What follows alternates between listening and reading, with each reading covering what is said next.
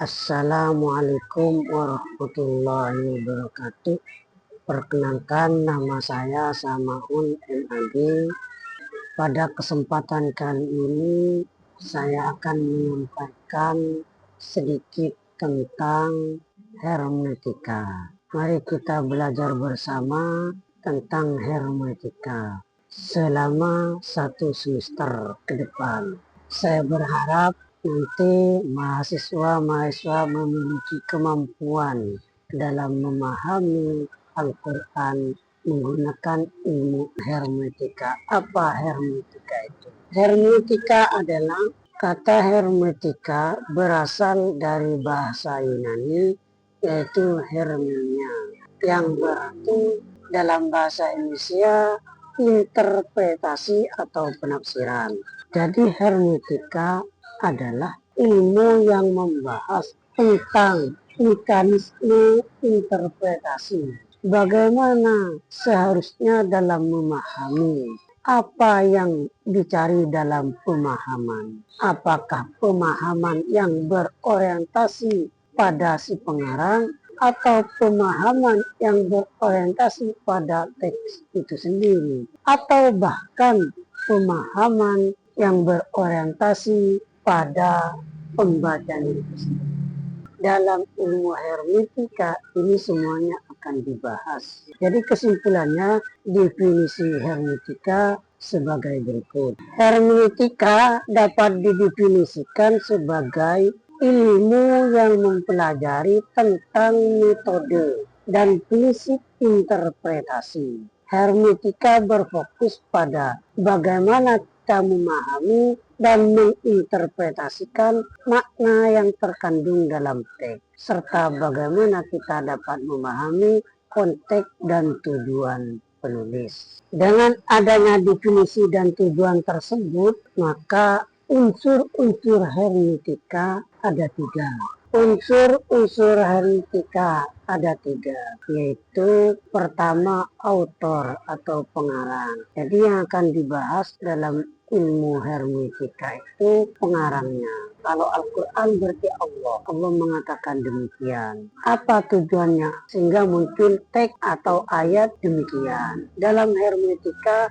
akan dibahas semua. Kemudian yang kedua, teks. Ilmu hermeneutika, teks ini akan dikupas, akan dikritisi. Bukan dikritisi untuk dirubah, tidak. Tetapi bagaimana makna Al-Quran yang tidak terbatas itu selalu berkembang sesuai perkembangan zaman, tanpa harus mencederai teks itu sendiri. Yang ketiga, pembaca. Dalam ilmu hermeneutika termasuk pembaca, penafsiran tokoh, penafsiran ulama, itu pun juga akan tidak lepas dari kritik oleh pembaca lainnya, atau berkaitan dengan konteks, pembaca atau konteks ya. Kalau berkaitan dengan konteks berarti adanya teks ini dalam konteks apa? Kok bisa muncul teks demikian? Ini konteksnya apa?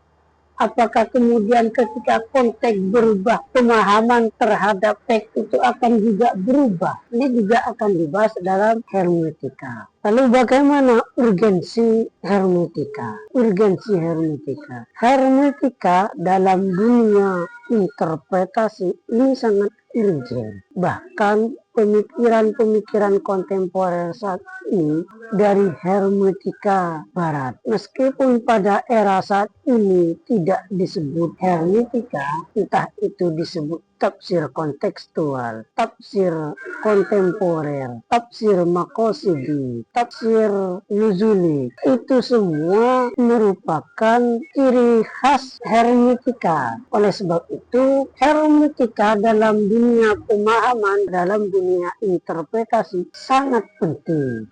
Sebagaimana dikatakan oleh salah satu tokoh filsafat barat, yaitu Immanuel Kant. Menurut Immanuel Kant, yang menegaskan bahwa ketika seseorang berinteraksi dengan sesuatu dan kemudian memahaminya, lalu menghasilkan sesuatu pengetahuan tentang sesuatu tersebut, seseorang tidak pernah mampu memproduksi pengetahuan tentang sesuatu tersebut sebagai sesuatu yang autentik sebagaimana adanya. Namun, pengetahuan yang dihasilkan adalah pengetahuan tentang sesuatu menurut dia atau sebagaimana yang dia tangkap. Jadi dalam penafsiran atau interpretasi menurut hermeneutika, hasil interpretasi itu semuanya relatif. Sebagaimana dikatakan oleh Immanuel Kant, seseorang penafsir yang memahami teks Al-Quran itu tidak pernah autentik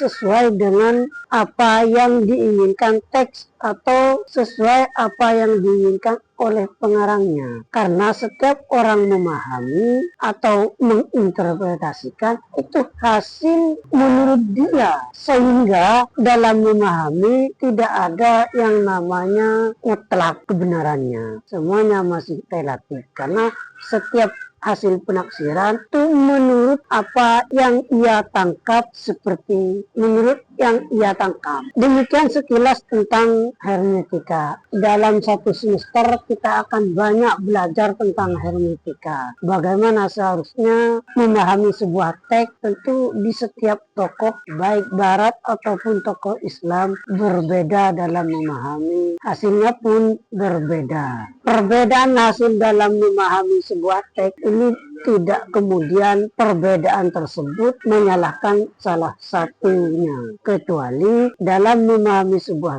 teks melanggar dari aturan-aturan atau kaidah-kaidah ulumul Quran atau kaidah-kaidah bahasa lainnya atau metode-metode lainnya, itu bisa dikatakan hasil penafsirannya ad-dakhil atau salah atau menyeleweng atau madmumah. Jadi selama penafsiran sesuai dengan kaidah, sesuai metodologi, itu relatif. Jadi perbedaan ulama dalam satu ayat ini tidak kemudian yang berbeda salah, tidak. Karena hasil interpretasi itu semuanya relatif. Kebenaran mutlak hanya milik Allah.